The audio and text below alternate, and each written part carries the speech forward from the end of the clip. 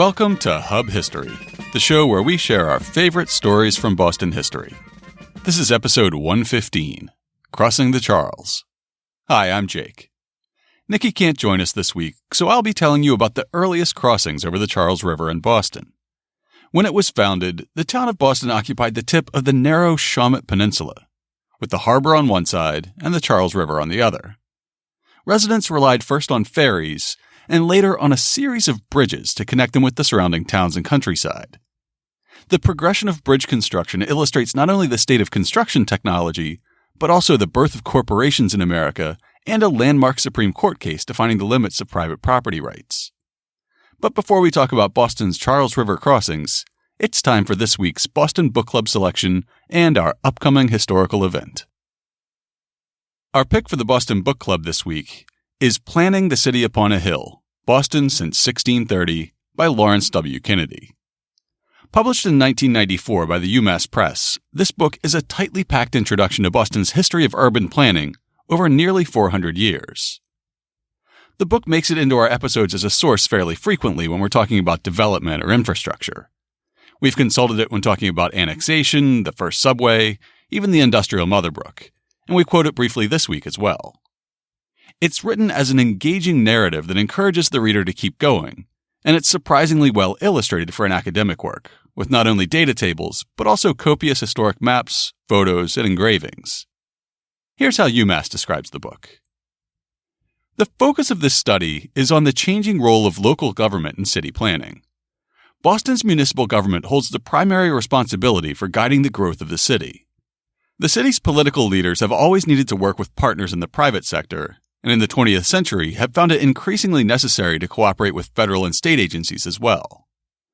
Although the roles played by the federal and state governments, like that played by the private sector, are crucial to the story of Boston, the author considers them in relation to city government. Planning the City Upon a Hill is not, then, a comprehensive account of all planning done by government agencies, but an attempt to examine the process of planning and uncover some of the patterns at work. Planning Boston has been a sustained activity for nearly 4 centuries. This study is the story of the continuous evolution of both an idea and a city. And for our upcoming event this week, we have a lunchtime author talk at the Boston Athenaeum on Tuesday, January 22nd. Jane Brox wrote the book Silence, A Social History of One of the Least Understood Elements of Our Lives, comparing life in a monastery with conditions at one of America's first prisons, examining enforced silence as the common ground between the two. As a lifelong introvert, it doesn't sound too bad to me. Here's how the Athenaeum describes the event. Conceived in Benjamin Franklin's Philadelphia home and fueled by the Quaker ideals of late 18th century America, Philadelphia's Eastern State Penitentiary was introduced as a humane alternative to brutal colonial punishments that took place overseas. Inspired by the spiritual practices of the monastery, the penitentiary's early promulgators believed that prisoners could find redemption in silence, wherein God speaks with the soul. But what they neglected to anticipate was the ways in which it could be abused. Although the monastic world served as a moral blueprint for solitary confinement, the monastery housed a silence that was far from the one imposed in the penitentiary. For 20th century monk Thomas Merton, silence was a carved-out space for stillness and contemplation. But as Merton gained renown, even he came up against its structures and questioned his place within it. In juxtaposing these stories from the monastery and the penitentiary, Brox draws fascinating, often startling parallels between the constructs of faith and punishment. Her compelling history prompts inquiries into how silence masks and perpetuates injustice within the prison system, and how we may think the ways in which it is employed in our own lives. Brox illuminates the place of silence in society as both a means of liberation and oppression, and how the extremes it gave rise to continue to reverberate in our culture today. The talk is free for Athenaeum members and free for guests with the purchase of library admission. It begins at noon, and registration is not required. We'll have a link to the event page in this week's show notes. And now it's time for this week's main topic. In the earliest days of the town of Boston, it was a small town on a tiny peninsula, only connected to the mainland by a narrow neck of land.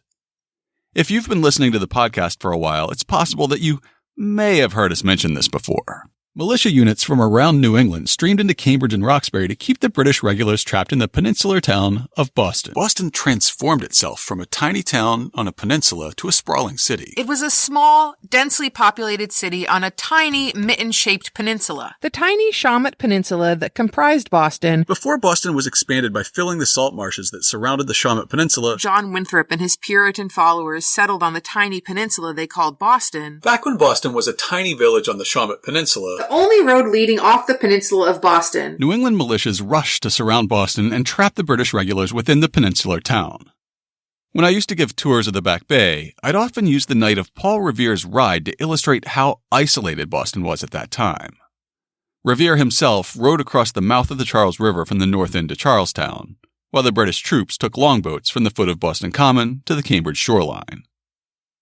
At the same time, courier William Dawes rode out Boston Neck, passing himself off to the British sentries as a drunken farmer who had dallied a little too long at the market. After he made it out through the gates, he had to ride through the farmlands and marshes of Roxbury and Brookline before he could finally cross at the Great Bridge in Cambridge, at today's Harvard Square. Revere's route out of town mirrored the earliest means for Bostonians to cross the Charles, established very soon after the town itself was founded. At a court of assistance holding at Boston, November 9th, 1630, it was ordered that whosoever shall first give his name up to Mr. Governor, that he will undertake to set up a ferry betwixt Boston and Charlestown, and shall begin the same at such time as Mr. Governor shall appoint, shall have 1 penny for every person, and 1 penny for every 100 weight of goods he shall so transport. Less than a year later, someone took the governor up on his offer. June 14th, 1631, the following entry was made in town records. Edward Converse hath undertaken to set up a ferry betwixt Charlestown and Boston, for which he is to have 2d. For every single person, and 1 penny apiece if there be 2 or more. According to an 1899 pamphlet about the history of Boston's bridges and ferries prepared for the Boston Transit Commission, the proceeds generated by the ferry were in 1640 earmarked to support the relatively new college in Cambridge. On the 2nd of November, 1637, the ferry between Boston and Charlestown was referred to the governor and treasurer to be let at £40 per annum, beginning with the 1st of December, and from thence for 3 years. On the 28th of November, 1637, the ferry was so leased to Edward Converse. At a meeting of the General Court held on the 7th of October, 1640, the ferry between Boston and Charlestown was granted to Harvard College. As Boston grew rapidly during the Puritan Great Migration period, there was quickly more traffic than the ferry could handle, and it was headed in different directions than straight across the mouth of the river to Charlestown. As more and more people had business in Watertown or Cambridge, a route had to be laid out similar to the one that William Dawes would follow over a century later. As William Marchione wrote in his book Boston Miscellany, by 1662, traffic on the Roxbury Highway had grown to such an extent that a bridge was needed, to be known as the Great Bridge, the largest public works project yet undertaken in the Massachusetts Bay Colony. The Great Bridge proved difficult to build and even more difficult to maintain. The original span, supported by hollow logs filled with stones, was swept away by a flood in 1685. In 1690, it was rebuilt on piles, a difficult technique since only hand power was available to raise the weight of the driver. Tradition tells us that as many as 5,000 blows were required to propel some of the piles to a firm bearing. Because of the heavy costs associated with building and maintaining the Great Bridge, all of the surrounding towns were required to contribute to its support. The Great Bridge was the only bridge across the Charles River Basin before 1786, with the exception of a narrow cart bridge at the basin's westernmost extremity in Watertown Square. This bridge had been built in 1641, and it followed the path of today's Galen Street Bridge nearly exactly. The bridges at Watertown and Cambridge would eventually feature in a Revolutionary-era story in the lead-up to the battles at Lexington and Concord. To test how the provincials would react if his regulars marched into the countryside, British General Gage ordered Lord Percy to lead a march out of Boston Neck on March 30th, 1775. Having first marched up the river to Cambridge, the 1st Brigade was surprised to see that the locals had pulled up all the planks. Being frugal Yankees, they didn't burn the planks or throw them into the river. They carefully stacked them on the Cambridge side so they could be nailed back in place once the threat was past. It may have been possible to send a few soldiers across on the support beams to put the planks back in place, but doing so would likely have meant a fight with the local militia. So Lord Percy and the 1st Brigade kept marching on to Watertown. There they were met with an intact bridge, but 2 cannons pointed at them.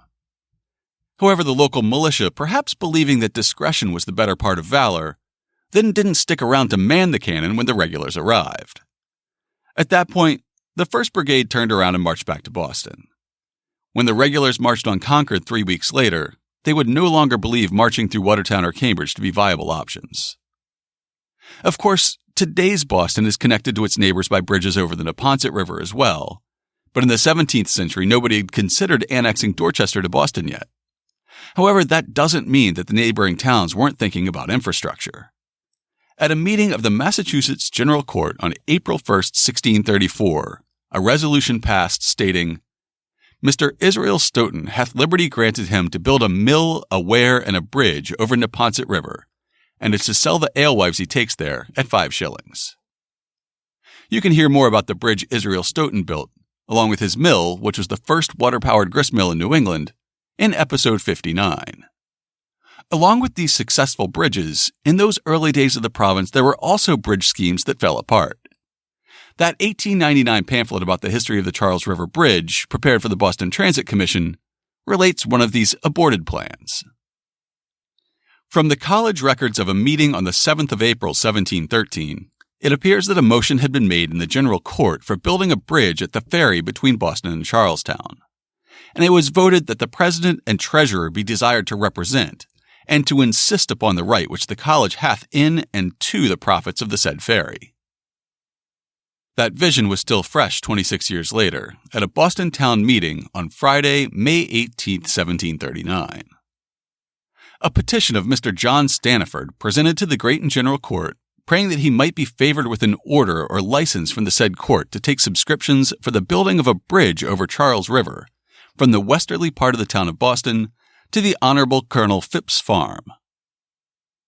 In that meeting, the resolution passed, and a committee of 7 was appointed to study the prospect of building a bridge. Nevertheless, the project did not progress before a town meeting that fall. Boston, October 11, 1739.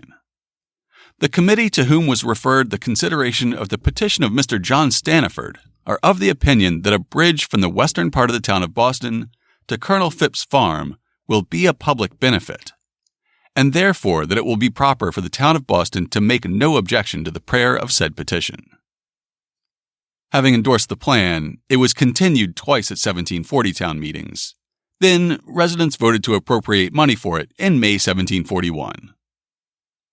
The petition of Mr. John Staniford relating to the building of a bridge from Boston to Cambridge over Charles's River being read and debated upon, in answer thereto voted, that when the building of a bridge from Boston to Cambridge shall be undertaken, the town will carry on the affairs so far as to build that part of the bridge which may be convenient to be built on the flats from Boston shore to low water mark, provided that in order to enable them to effect such part of the works, the town can obtain from the Great and General Court the loan of a sufficient sum of money upon reasonable terms, and also may be entitled to their proportionable part of the incomes of said bridge. Even with the plan approved and money appropriated, the bridge was not built. Perhaps for political reasons, and perhaps for technological reasons, the bridge would not be completed for another 45 years. By that time, Paul Revere's ride had come and gone. Boston had grown rapidly throughout the 18th century, and it had outgrown the capacity of the Charlestown ferry.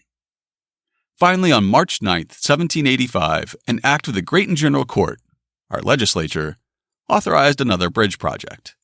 This time, it would be seen to completion. We're going to read a few passages from this act because there are several key points. First of all, it names the proprietors of the bridge as one of the earliest corporations in the province. An act for incorporating certain persons for the purpose of building a bridge over Charles River between Boston and Charlestown, and supporting the same during the term of 40 years. Whereas erecting a bridge over Charles River, in the place where the ferry between Boston and Charlestown is now kept, will be of great public utility, and Thomas Russell Esquire and others having petitioned this court for an act of incorporation to empower them to build the said bridge, and many persons under the expectation of such an act have subscribed to a fund for executing and completing the aforesaid purpose.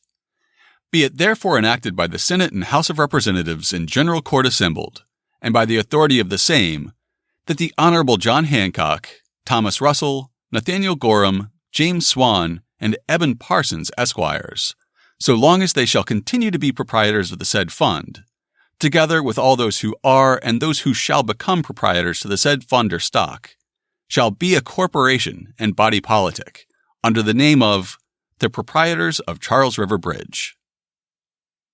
Then the Act defines in strict terms how the bridge is to be constructed, which tells us a lot about what state-of-the-art bridge technology was like in 1785. The said bridge shall be well built, at least 40 feet wide, of sound and suitable materials, with a convenient draw or passageway at least 30 feet wide and at a proper place, with well-constructed substantial piers on each side, and well planked on the top and sides with plank proper for such a bridge, and the same shall be kept in good, safe, and passable repair. That also tells us that the Charles River and the Back Bay were still an important part of Boston's seaport because of the 30-foot wide drawbridge over the main channel. The Act continues, "And the said proprietors shall constantly keep the said bridge accommodated with at least 20 good lamps on each side, which shall be kept well supplied with oil, and lighted in due season, and kept burning till 12 o'clock at night. And also at the several places where the toll shall be received, they shall erect and constantly expose to open view a sign or board with the rates of toll of all tollable articles fairly and legibly written thereon in large or capital letters. And the draw shall be lifted for all ships and vessels without toll or pay, except such as usually pass under Cambridge Bridge and those passing for pleasure." So the Act prescribes a drawbridge with streetlights and toll booths, and it lays out both the tolls for anyone crossing the bridge and the way the tolls would be used for the benefit of Harvard, replacing the ferry fares that the college would no longer be collecting. That after the said toll shall commence, the said proprietors or corporation shall annually pay to Harvard College or University the sum of £200 during the said term of 40 years. And at the end of the said term, the said bridge shall revert to and be the property of the Commonwealth, saving to the said college or university a reasonable and annual compensation for the income of the ferry, which they might have received had not the bridge been erected. For Harvard's benefit, the following tolls would be charged. Each foot passenger or one person passing, 2/3 of a penny. One person and horse, 2 pence 2/3 of a penny. Single horse cart or sled or sleigh, 4 pence. Wheelbarrows, hand carts, and other vehicles capable of carrying like weight, 1 penny 1/3 of a penny. Single horse and chaise, chair, or sulky, 8 pence. Coaches, chariots, phaetons, and caracals, 1 shilling each. All other wheel carriages or sleds drawn by more than one beast, 6 pence. Sleighs drawn by more than one beast, also 6 pence. Neat cattle and horses passing the said bridge, exclusive of those rode, or in carriages or teams, 1 penny 1/3 of a penny. Swine and sheep, 4 pence for each dozen, and at the same rate for a greater or lesser number.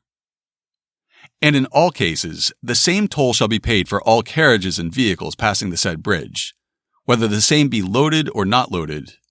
And to each team, 1 man and no more shall be allowed as a driver to pass free from payment of toll. And in all cases, double toll shall be paid on the Lord's Day, and at all times when the toll gatherer shall not attend his duty, the gate or gates shall be left open. With the enabling legislation in place, work began on the bridge almost immediately. The 1813 historical sketch of Charlestown by Josiah Bartlett describes how the Charles River Bridge was built, while the construction was still fairly fresh in recent memory.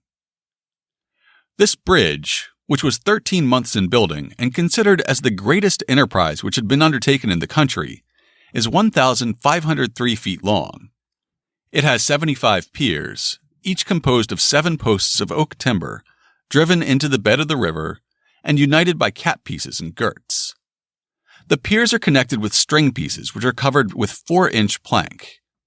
The bridge is 43 feet wide with a railed way on each side for foot passengers. It has a draw 30 feet wide and is accommodated with 40 lamps. The depth of the water in the channel on high tides is about 40 feet. If that's accurate, then the builder stayed very true to the specifications set down in the act authorizing its construction. The grand opening of the bridge was timed to coincide with the 11th anniversary of the Battle of Bunker Hill. The 1899 Transit Commission pamphlet quotes a subsequent edition of the Massachusetts Sentinel to describe what that opening day was like.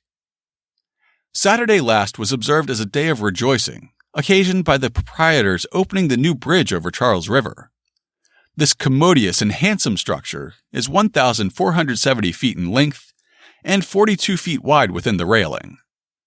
This bridge has been completed in 13 months, and whilst it exhibits the greatest effect of private enterprise within the United States, is a most pleasing proof of how certainly objects of magnitude may be attained by spirited exertions. The design of opening the bridge on the 17th of June, it was natural to suppose, would combine the most agreeable sensations, and it's certain that but few were disappointed.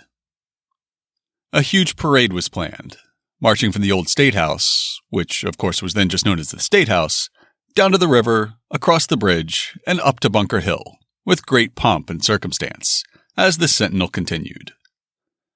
The company invited moved in procession from the State House precisely at 1 o'clock.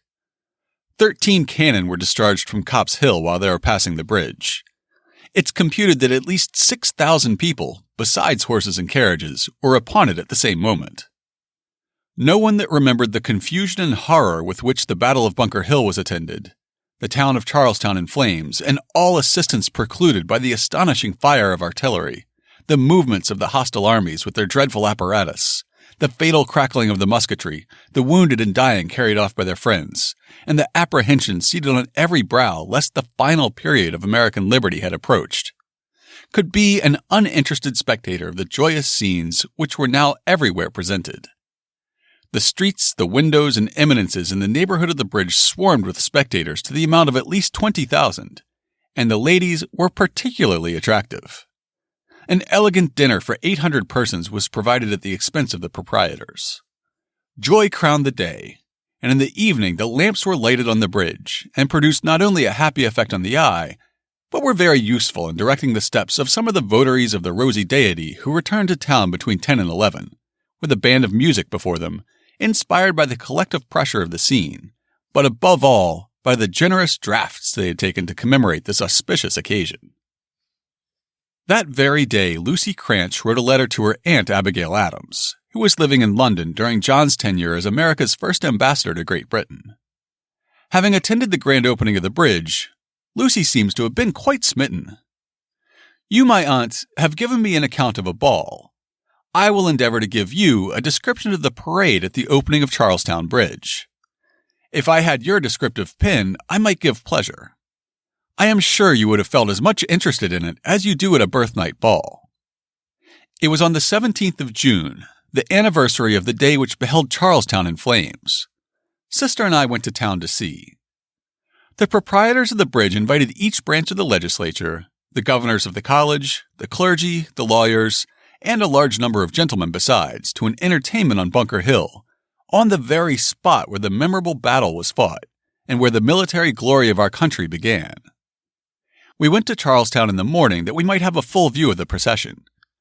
It went from the State House in Boston. The appearance most pleasing to me was that of the artificers who had been employed in the bridge. They walked directly after the artillery, each of them carrying one of the instruments they had used in forming that stupendous work. What a striking contrast to that day 11 years when every mechanic threw down the harmless instruments of industry and caught hold of the sword and rushed impetuous to the fight.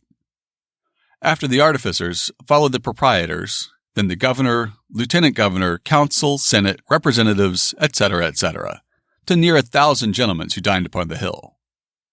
When the procession came down to the draw, which was then first passed, the cannon were fired and the bells rang. After dinner, 13 toasts were drunk as usual, and a number of patriotic songs were sang accompanied by a band of music. The one composed upon the occasion I will enclose to you. I never saw such a vast crowd of people in my life. They poured in from every part of the country. The bridge looks beautiful in the evening. There are 40 lamps on it. Cousin Charles and my brother were with us. Mr. J.Q.A. is too much of the philosopher and student to be at such a frolic. It could not draw his steadiness aside. We sometimes fear he will injure his health by his very great attention to his studies. He is determined to be great in every particular. Her cousin JQA, future President John Quincy Adams, was exactly the same age as Lucy Cranch. However, when he was just a few days short of his 8th birthday, his mother had taken him to the top of Penn's Hill in Braintree on June 17, 1775, where he watched the British artillery bombard American positions on Bunker Hill. In a letter 71 years later, he said, "I saw with my own eyes those fires, and heard Britannia's thunders in the Battle of Bunker's Hill, and witnessed the tears of my mother, and mingled them with my own at the fall of Joseph Warren, a dear friend of my father, and a beloved physician to me." That experience would lead him to a lifelong sensitivity about Bunker Hill, and later in life he would make a point of skipping the annual commemorations of the battle.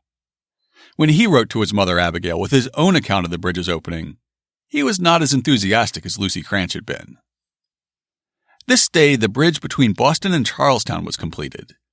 An entertainment was given upon the occasion by the proprietors to 600 people on Bunker's Hill. It is the anniversary of the famous battle fought there. It is better, to be sure, that oxen, sheep, calves, and fowls be butchered than men. And it is better that wine should be spilled than blood. But I do not think this was a proper place for reveling and feasting. The idea of being seated upon the bones of a friend, I should think, would have disgusted many. Such feelings may be called prejudices, but they are implanted by nature and cannot, I think, be blamed. You will see in the papers how the poets have been exerting their talents upon the occasion. I have seen 5 different sets of verses, not one of which has escaped the simile of the phoenix rising from its own ashes, applied to Charlestown. He repeated most of those sentiments in his diary, and he added a note explaining what was really going on when his cousin believed him to be too much the philosopher to attend the party. All the tutors were gone, so that we had no prayers in the afternoon, and there were not more than 30 persons in the Commons. For my part, I did nothing all day in consequence of it. I went looking, but I couldn't find one of the Phoenix similes from June 17th that John Quincy referenced. However, this July 4th oration delivered in Charlestown just a few weeks later seems to follow the same form. The sound of the trumpet and the alarm of war are no longer heard in our land. We may now, with the highest satisfaction, anticipate the future glories of these United States, and with pleasure behold our demolished towns, like the phoenix from her ashes, rising to our view with improved beauties. While the historian records the destruction of Charlestown and the ever-memorable battle on Bunker Heights, he will not be unmindful to relate that from the ruins of the old, a new town is now rising, on a more enlarged and regular plan. Nor will he forget to notice with equal admiration the enterprise and ingenuity of our inhabitants and the rapid construction of the extensive and noble bridge across Charles River, which joins her to this metropolis. May the late sufferings of our friends and neighbors be more than compensated by their future advantages. May the origin of their distress prove the instrument of their growth and prosperity. For about 7 years, the Charles River Bridge enjoyed a near monopoly on traffic in and out of Boston. You could ride upriver to the Great Bridge in Harvard Square, or you could take a ferry to Chelsea, but you would probably rather pay a nominal fee and ride or walk right across the river to Charlestown. All that began to change in 1792, when another bridge was proposed for Boston. Eventually known as the West Boston Bridge, this bridge would be much longer than the original Charles River Bridge. The January 7th edition of the Columbian Sentinel carried an advertisement for the new venture. As all citizens of the United States have an equal right to propose a measure that may be beneficial to the public or advantageous to themselves, and as no body of men have an exclusive right to take to themselves such a privilege, a number of gentlemen have proposed to open a new subscription for the purpose of building a bridge from West Boston to Cambridge, at such place as the General Court may be pleased to direct. A subscription for 200 shares in the proposed bridge will this day be opened at Samuel Cooper's office, north side of the State House. The proprietors of the West Boston Bridge were also incorporated by the state and granted a monopoly. Because the business of the Charles River Bridge would obviously be impacted by a new bridge, the legislature extended their original 40-year charter by an additional 30 years. Harvard College would collect a share of tolls from both bridges. An article in the Cambridge Tribune from March 11, 1893, reflected on the 100th anniversary of the act establishing the bridge. The proprietors of West Boston Bridge were incorporated by the legislature of 1792, and the act was approved by John Hancock, then the governor, on March 9th of that year. By this act, the proprietors were empowered to build a bridge and causeway from the westerly part of Boston, near the so-called Pest House, to Pelham's Island in Cambridge, and were also required to make and maintain a good road from Pelham's Island aforesaid to the Cambridge Road, the bridge to be not less than 40 feet wide, to have a footway on each side, railings on the outside of the bridge, and also railings between the footways and the carriageway, and to be lighted with lamps the same distance apart as provided for Charles River Bridge to be kept burning till midnight. Having just retired after serving in the Second U.S. Congress, Declaration of Independence signer and future U.S. Vice President and Massachusetts Governor, Elbridge Gerry was the first person to cross the bridge. An issue of the Columbia Sentinel dated November 27, 1793, celebrated the grand opening. The bridge at West Boston was opened for passengers on Saturday last. The elegance of the workmanship and the magnitude of the undertaking are perhaps unequaled in the history of enterprises. We hope the proprietors will not suffer pecuniary loss from their public spirit. They have a claim on the liberality and patronage of the government, and to these claims, government will not be inattentive. Another witness to the opening described it as a magnificent structure. It was erected at the expense of a company incorporated for that purpose and cost $76,700. The causeway on the Cambridge side was begun July 15, 1792, the woodwork April 8, 1793. The bridge was opened for passengers November 23, 1793, 7 months and a half from the time of laying the first pier. It is very handsomely constructed, and when lighted by its 2 rows of lamps extending 1.25 miles, presents a vista which has a fine effect. It stands on 180 piers and is 3,483 feet long. The causeway is 3,344 feet, and the distance from the end of the causeway to the first church in Cambridge is 7,810 feet. It's 40 feet wide, and it's railed on each side for foot passengers. The sides of the causeway are stoned, capstoned, and railed, and on each side there is a canal about 30 feet wide. In 1828, construction began on yet another new bridge across the Charles.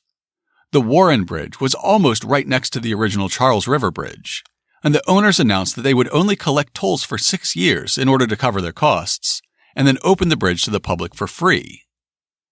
As you might imagine, this proposal was more popular with the public than it was with the proprietors of the Charles River or West Boston bridges. When the new bridge opened, the revenue of the Charles River Bridge fell by over 60%, and the proprietors of the Charles River Bridge sued the owners of the Warren Bridge in a case before the Massachusetts Supreme Judicial Court.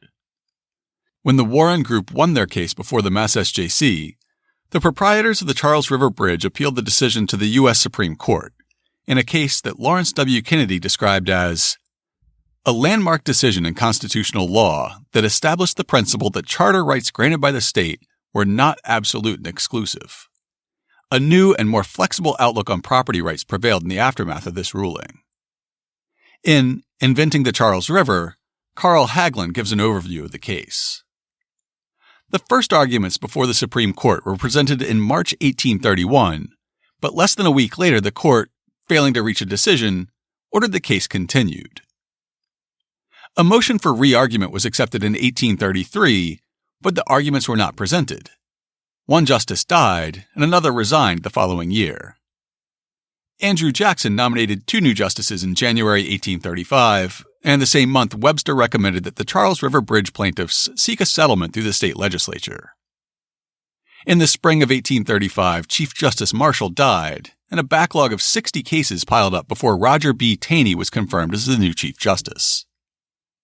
The Supreme Court finally heard arguments in the bridge case in January 1837. Simon Greenleaf was granted a leave of absence from Harvard Law School to argue the defendant's case, a milestone in the history of academic freedom since Harvard's financial interests were with the plaintiff's side. Daniel Webster argued for the proprietors that the new charter indirectly destroyed the old.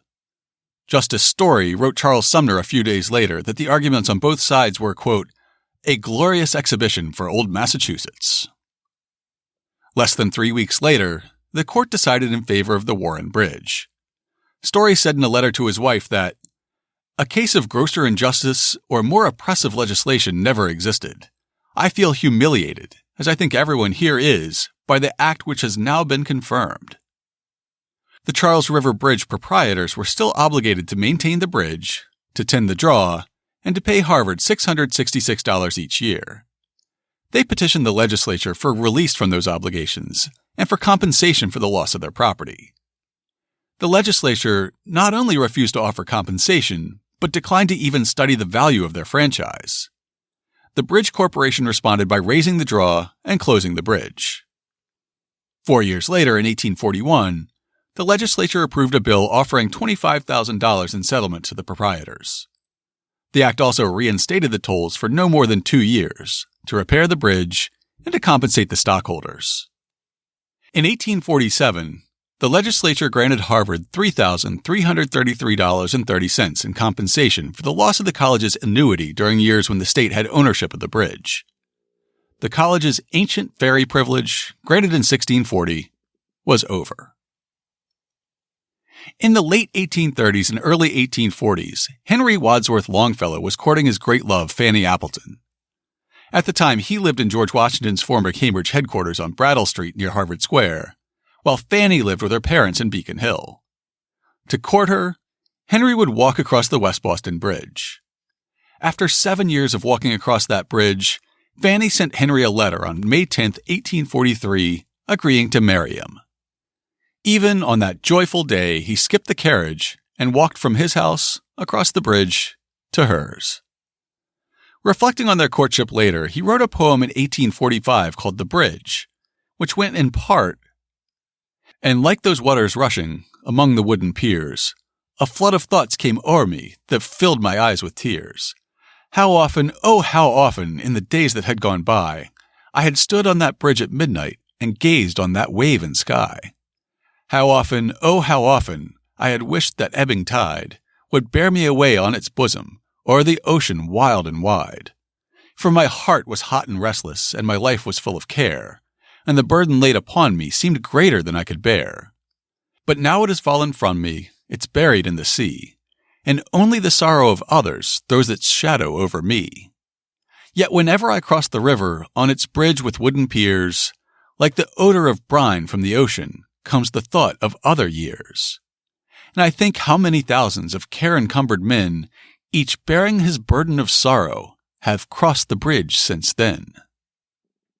In a spree of construction from 1900 to 1907, the old West Boston Bridge was replaced by a new span. The new bridge was built out of granite, with pillars resembling salt and pepper shakers, adorned with carvings of Vikings. In 1927, that bridge was renamed in honor of the poet who had walked across its predecessor so many times. Today, you know it as the Longfellow Bridge, carrying cars, cyclists, pedestrians, and the Red Line across the Charles River. To learn more about the early bridges over the Charles River, check out this week's show notes at hubhistory.com/115. We'll have all the sources we quoted from this week, as well as historical maps and images illustrating where the bridges were and what they looked like. And of course, we'll have links to information about our upcoming event and Planning the City Upon a Hill, this week's Boston Book Club pick. If you'd like to get in touch with us, you can email us at podcast@hubhistory.com. You can call and leave a voicemail at 617-383-9255, and we might just play it on the show. We are Hub History on Twitter, Facebook, and Instagram. Or you can go to hubhistory.com and click on the Contact Us link. While you're on the site, hit the subscribe link and be sure that you never miss an episode. If you subscribe on Apple Podcasts, please think about writing us a brief review. That's still the best way to help others discover the show. That's all for now. We'll be back next week.